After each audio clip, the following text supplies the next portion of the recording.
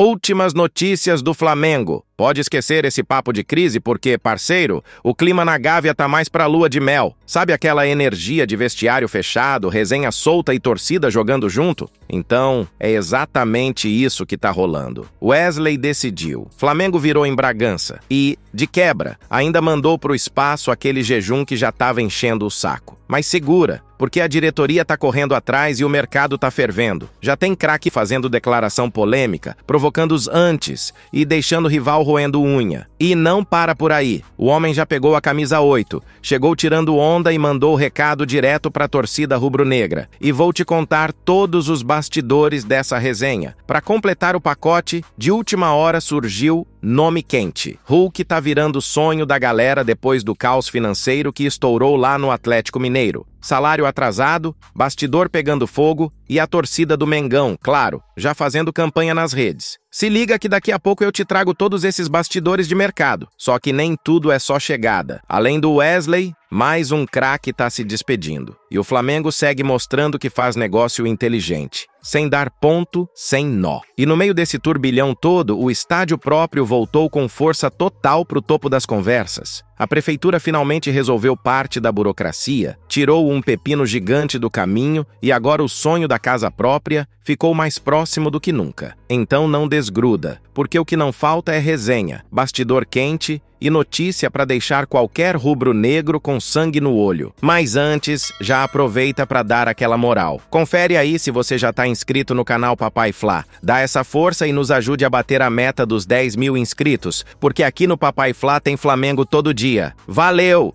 Rapaz, vou te falar. Tem uma turma aí pra secar, né?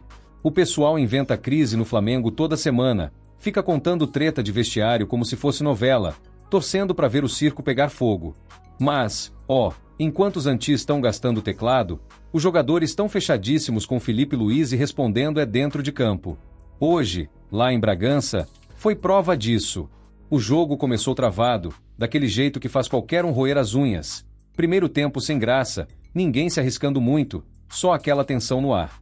Parecia que o Bragantino ia conseguir segurar, ainda mais quando, no comecinho do segundo tempo, o Lucas Barbosa meteu um gol relâmpago, daqueles que fazem a torcida adversária já ensaiar zoeira. Só que aí o Flamengo mostrou porque é gigante. Nada de clima pesado, ninguém de cabeça baixa. O time foi subindo, encurralando o Bragantino, e na bola parada Léo Pereira deixou tudo igual, do jeito que tem que ser, na marrã. E o melhor vem depois. Wesley, que tá praticamente embarcando para Roma, não estava fazendo aquela atuação dos sonhos, errando bastante, mas seguiu ligado. Faltando pouco para acabar, Vina fez uma jogadaça, mandou para a área e Wesley decidiu o jogo. Gol da virada, cara de despedida, e o recado ficou dado. Aqui não tem grupo rachado coisa nenhuma. Com a vitória, o Flamengo encosta de vez no Cruzeiro, um pontinho só atrás e ainda com jogo a menos. O Bragantino, que já estava se achando pedra no sapato, foi pro seu lugar na tabela. E o Tabu, então? Desde 2020 sem ganhar lá, só empatando ou perdendo. Hoje acabou mesmo, e foi com emoção extra. E ainda teve cena boa no fim. Pedro, depois de toda aquela história com Felipe Luiz, fez questão de abraçar o treinador na hora de sair, deixando claro que não tem esse negócio de panela, de crise inventada. O clima tá mais limpo do que nunca, e quem quer ver o Mengão afundar vai ter que inventar outra desculpa. No mais, Wesley deve mesmo partir para Roma nos próximos dias, mas o Flamengo tá jogando duro, só libera quando tiver reposição garantida. Mas o que importa é que, com a bola rolando, o papo de crise morreu na hora. E pode esperar, os antis ainda vão ter muito pesadelo pela frente. E olha, se depois da virada em Bragança você achou que o clima ia acalmar, nada disso. Porque, fora das quatro linhas, o Flamengo viveu dias intensos, com direito a crise escancarada no departamento médico e bastidor pegando fogo. Só que dessa vez, a diretoria não vacilou, bateu o martelo, mandou o Runco embora e mostrou que, quando precisa agir para proteger o grupo, faz o que tem que ser feito. E, no meio desse furacão, Felipe Luiz segurou a bronca e blindou o time como gente grande. O negócio começou quando Runco, que chefiava o DM, deixou vazar num grupo de WhatsApp uma mensagem dizendo que o De La Cruz tinha uma lesão crônica e irreparável. Pronto, foi o suficiente para tumultuar ainda mais o ambiente, porque a notícia rodou, o staff do De La Cruz ficou indignado e o clima de confiança entre elenco e departamento médico foi pro espaço.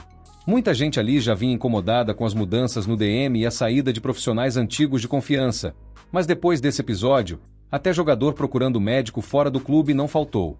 Só que, dessa vez, não teve enrolação. A diretoria foi para cima, tomou atitude rápida e tirou o Runco do cargo. Sinceramente, fez certo. Não tem espaço para chefe que joga conversa de jogador na roda, ainda mais expor condição física dessa maneira. O certo é proteger o elenco, fechar o grupo, e aí tem que bater palma mesmo para quem resolveu a situação sem ficar empurrando com a barriga. O próprio De La Cruz, que já teve 4 cirurgias nos joelhos e vinha de uma sequência absurda de jogos, ficou balançado com tudo isso, mas o elenco não largou dele não. Arrascaeta, com moral de quem conhece os bastidores do clube, falou o que precisava. Quando acontece uma parada dessas, a cabeça não foca.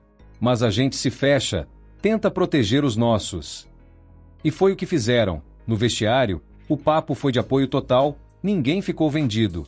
Paralelo a esse caos, Felipe Luiz fez questão de blindar o elenco. Em coletiva, foi direto. Essas coisas externas machucam, mas esse grupo aqui é amigo, é blindado. O cara merece todos os elogios, porque com tanta pressão e crise plantada, conseguiu manter a rapaziada concentrada para vencer jogo difícil e manter o Flamengo vivo no Brasileirão. Mesmo com o De La Cruz afastado para tratar o joelho, decisão do DM para garantir mais sequência no futuro, o time seguiu forte. Vitória em cima do Bragantino, Pedro voltando e deixando o gol, grupo se unindo, e a resposta para a crise veio em campo, na bola. No mais, parabéns para a diretoria que não ficou em cima do muro e pro Felipe Luiz, que blindou o time no momento mais crítico. Porque crise todo clube vai ter, mas quem resolve rápido, sai na frente. E olha só, no meio de tanto problema para resolver, uma notícia que muda o astral. O Flamengo finalmente conseguiu destravar uma das maiores novelas do bastidor.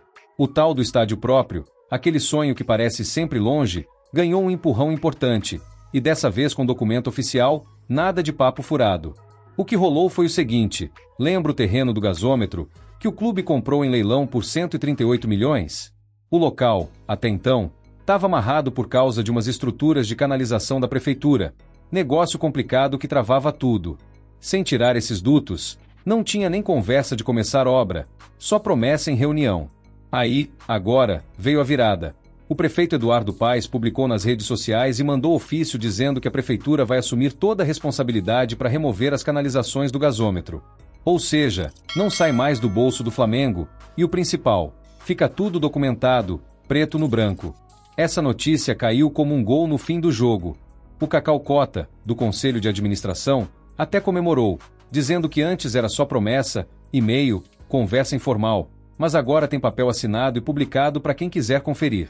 Para quem tinha medo de dar ruim lá na frente, problema jurídico, embaraço na justiça, pode ficar um pouco mais tranquilo. A chance de travar tudo caiu bastante. Claro que não significa que amanhã já começa a obra. O caminho é longo. Depois da compra do terreno, ainda no tempo do Landim, a ideia era entregar estádio até 2029. Mas agora, com o BAP na presidência, o discurso é de prudência. Analisar tudo de novo, repensar o cronograma, sem fazer loucura só para dizer que começou. A pressa saiu de cena, mas o planejamento segue. A diferença é que agora não tem mais desculpa de prefeitura ou de canalização para segurar projeto. No final das contas, o Flamengo está um passo mais perto de finalmente ter sua casa, algo que a torcida pede há anos. O clube ganhou respaldo, economiza uma grana e, principalmente, tira do colo uma dor de cabeça jurídica que podia melar o estádio lá na frente.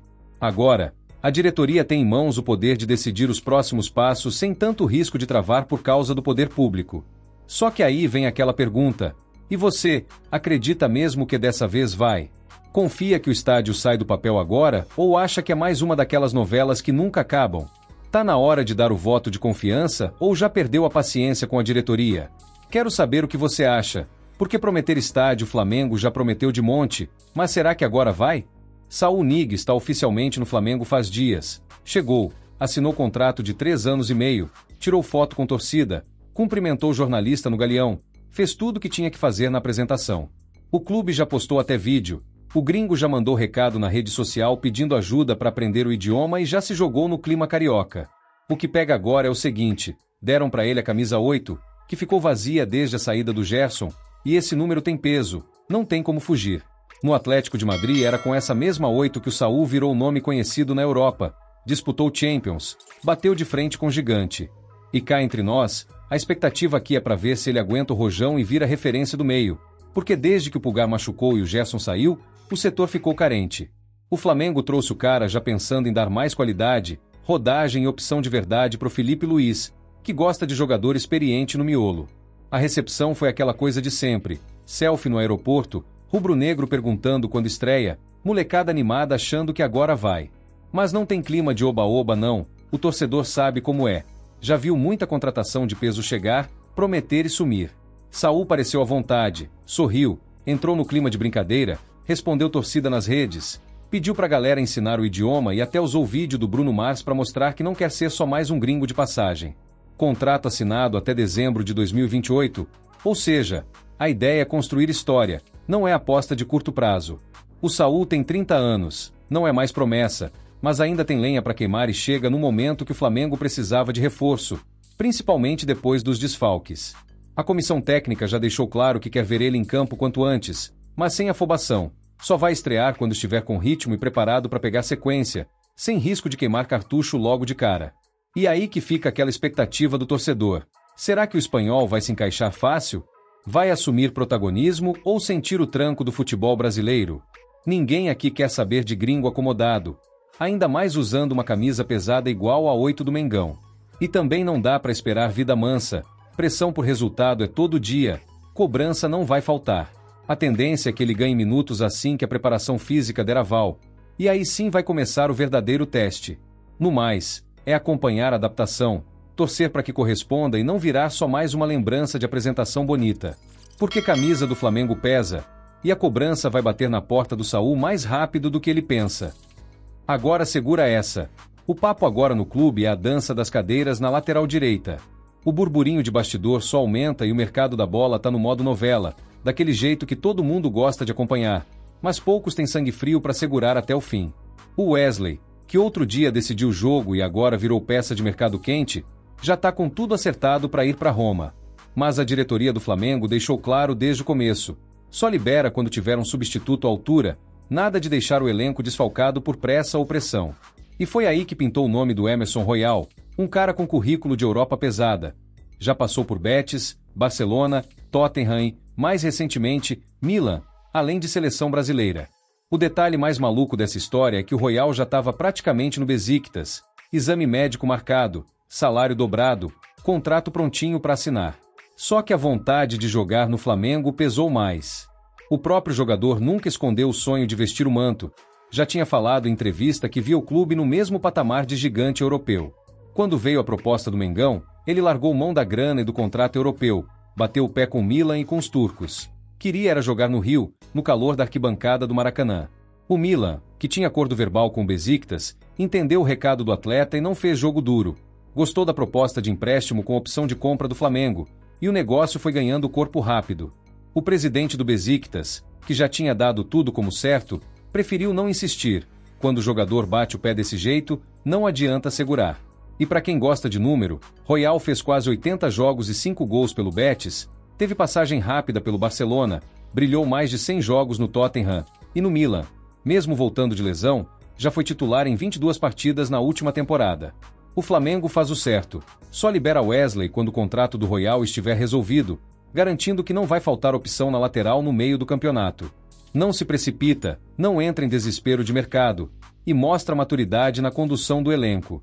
E, do outro lado, o Royal chega motivado, trocando vida de luxo na Europa para realizar um sonho antigo aqui no Brasil. Ele tá inteiro, recuperado da lesão, e já avisou que quer ser titular e brigar por título. No final das contas, quem sai ganhando é o time. Wesley vai para Roma só depois que tudo estiver fechado.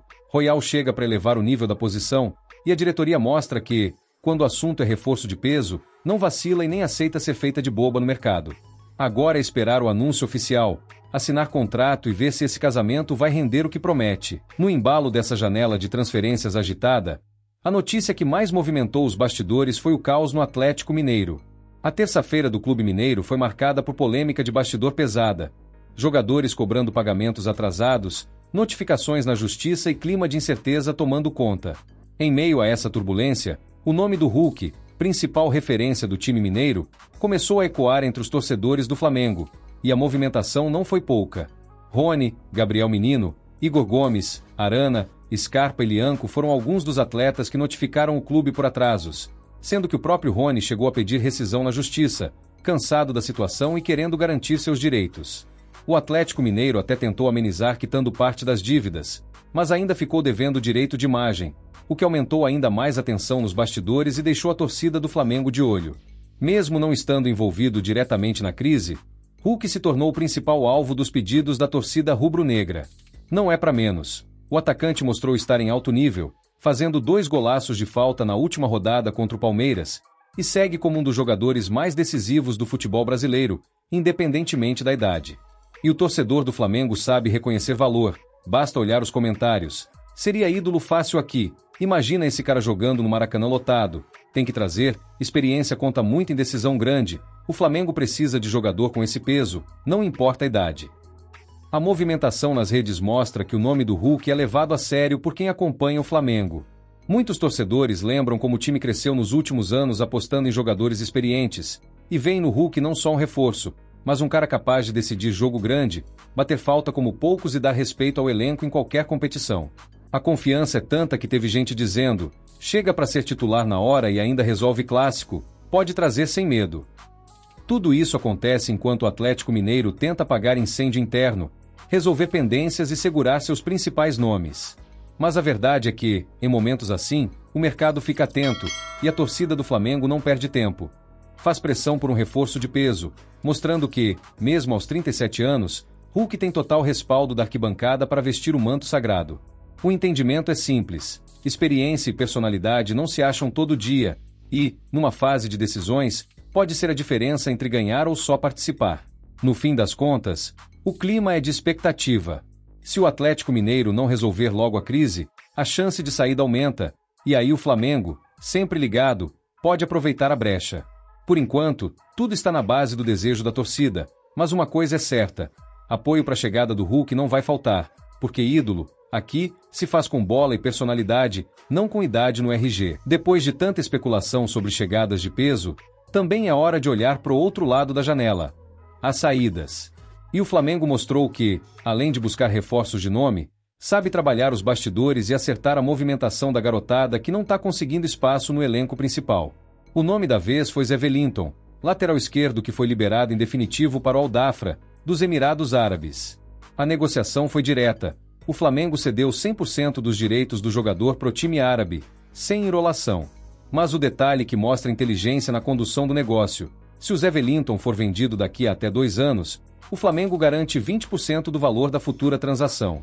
Ou seja, mesmo com a saída, o clube mantém uma fatia de olho em possível valorização lá na frente. É aquela política de não deixar talento sair de graça, sempre mantendo uma carta na manga. Para quem acompanha de perto, Zé Wellington era visto como promessa, mas teve poucas oportunidades reais com o manto sagrado. Fez só 6 jogos pela equipe principal, sendo 2 deles em 2024. A última chance foi em janeiro, na goleada sobre o Bangu no Cariocão, quando até atuou os 90 minutos, mas depois acabou escanteado pelo Felipe Luiz, que foi apostando em outras opções no setor. A concorrência é pesada, o espaço fica curto, e a diretoria prefere liberar para ele buscar novos ares do que segurar promessas sem perspectiva de uso imediato. Essa saída é mais uma prova de que o Flamengo segue atento à montagem de elenco. Se, por um lado, reforça o time com jogadores de nome, por outro, libera espaço para quem precisa rodar, ganhar experiência e, quem sabe, valorizar no mercado internacional. A movimentação nos bastidores é silenciosa, mas importante para manter o fluxo financeiro saudável e o grupo sempre competitivo. No fim, é aquele ciclo natural de clube grande. Nem todo jovem que sobe vai virar titular, mas cada saída bem negociada pode render frutos no futuro. Zé Wellington agora vai ter a chance de mostrar serviço nos Emirados Árabes, buscar minutos e crescer fora do radar do futebol brasileiro. E, se brilhar por lá, o Flamengo ainda tem participação garantida no lucro. Para a torcida, fica o desejo de boa sorte ao garoto, com a certeza de que o clube está sempre de olho em valorizar quem merece e não deixar talento se perder sem retorno. Sai Zé Wellington, mas a engrenagem segue girando, sempre com olho no presente e no futuro. Depois de acertar a saída de Zé Wellington, o papo agora gira em torno do Matheus Gonçalves. O garoto, de 19 anos, tá naquela fase decisiva da carreira, no meio de especulação forte e de olho em espaço para jogar. Flamengo e Bragantino se enfrentando pela rodada do Brasileirão, e justamente o clube paulista é quem voltou a mirar o meia pro restante da temporada. Bastidores quentes, mercado se mexendo e aquela ansiedade de janela aberta que só quem acompanha de perto entende. Matheus já vestiu a camisa do Bragantino por empréstimo no ano passado, mas a passagem foi discreta. Só 13 jogos, uma assistência, sem conseguir engrenar de verdade, tanto que voltou pro Flamengo ao fim do período. Mas, agora, com a janela fechando e o Bragantino de olho em reforçar o elenco, o nome do garoto reapareceu forte na pauta. E o detalhe que faz diferença: pela regra da CBF, ele ainda pode ser registrado por outro clube no Brasileirão, porque só entrou em campo 4 vezes pelo Flamengo. Só vira bloqueio a partir do 7º jogo, então a porta tá aberta se pintar negócio. E não foi só o Bragantino, não. O Cruzeiro também chegou forte, botou 3,5 milhões de euros na mesa, mais de 20 milhões de reais, e as conversas até avançaram, mas o Flamengo preferiu segurar o jogador, mesmo sabendo do desejo dele de buscar mais minutos em outro time. É o tipo de movimentação que exige frieza, porque o talento do Matheus é inegável, mas a concorrência no elenco principal é grande, e ninguém quer ver o cara encostado, sem espaço para se desenvolver. Para a diretoria, a preocupação é equilibrar o projeto de formação com a realidade do mercado. Segurar promessas só para dizer que tem no grupo não adianta nada, mas também não dá para liberar a qualquer custo. O cenário agora é de observação. O Flamengo monitora as movimentações, avalia as propostas e pensa na melhor alternativa pro clube e pro jogador. Se for sair, que seja por valor justo e com condições que protejam o clube no futuro. Se ficar, que receba a oportunidade de verdade, porque jovem só evolui jogando. Para a torcida, o clima é de expectativa. Tem quem ache que o Matheus pode render mais ficando e amadurecendo aqui, mas tem gente que prefere ver ele buscar rodagem em outro clube, até por questão de sequência e confiança. O fato é que o Flamengo não pode vacilar. Precisa decidir logo o que fazer antes que a janela feche e o jogador fique sem espaço mais uma vez. Resumo da ópera: lei do futuro em jogo, Matheus Gonçalves com mercado e o Flamengo pressionado a decidir. Segura para apostar ou libera para negociar? Reta final de janela é sempre assim: tensão, especulação e bastidor pegando fogo. No embalo de toda essa novela de janela, o burburinho em torno da lateral direita do Flamengo ganhou mais um capítulo. Mas, ao contrário do que muita gente imaginava, Gaston Martirena não será o substituto do Wesley. Mesmo com o nome aprovado em parte da diretoria e interesse do próprio jogador, o martelo foi batido após a análise técnica do Felipe Luiz. Não encaixa no perfil que o clube busca. Martirena, que chegou ao Racing em 2023 e se destacou principalmente na Copa Sul-Americana, chegou a chamar atenção pela força ofensiva, principalmente contra times brasileiros como Corinthians e Cruzeiro. Aos 25 anos, era visto como opção para preencher a vaga de Wesley, que está de saída para Roma. O uruguaio até se mostrou empolgado com a possibilidade, deixou claro ao staff que toparia atuar no Flamengo, mas o negócio não andou. A análise do comando técnico foi simples: falta equilíbrio defensivo, leitura tática refinada e o encaixe que o elenco precisa. Por dentro, a comissão avalia que Guilhermo Varela entrega mais para o modelo de jogo atual. É mais completo, mais regular atrás, e passa mais confiança para as funções que Felipe Luiz desenha para o time. A diretoria, dessa vez, segurou o ímpeto de agir rápido só para dar resposta, optando por segurar a onda e buscar nome mais consolidado, mesmo que a espera seja um pouco maior. O discurso é claro: nada de repetir erro estratégico e trazer alguém só para tapar buraco. O Flamengo quer reforço que realmente agregue, sem comprometer o padrão do sistema atual. O veto a Martirena não foi por falta de vontade do jogador. Pelo contrário, o uruguaio queria muito vestir o manto. Mas, do lado de cá, a ideia é não arriscar em aposta com potencial de dar dor de cabeça. Com a saída de Wesley praticamente definida, a atenção do mercado está toda voltada para a busca de um nome com mais casca, experiência e principalmente disciplina tática. Enquanto isso, o clube segue monitorando o mercado sul-americano, estudando nomes, conversando nos bastidores, mas sem se precipitar. O foco é manter a competitividade alta e garantir que cada contratação seja realmente pontual, com perfil alinhado ao que o treinador exige.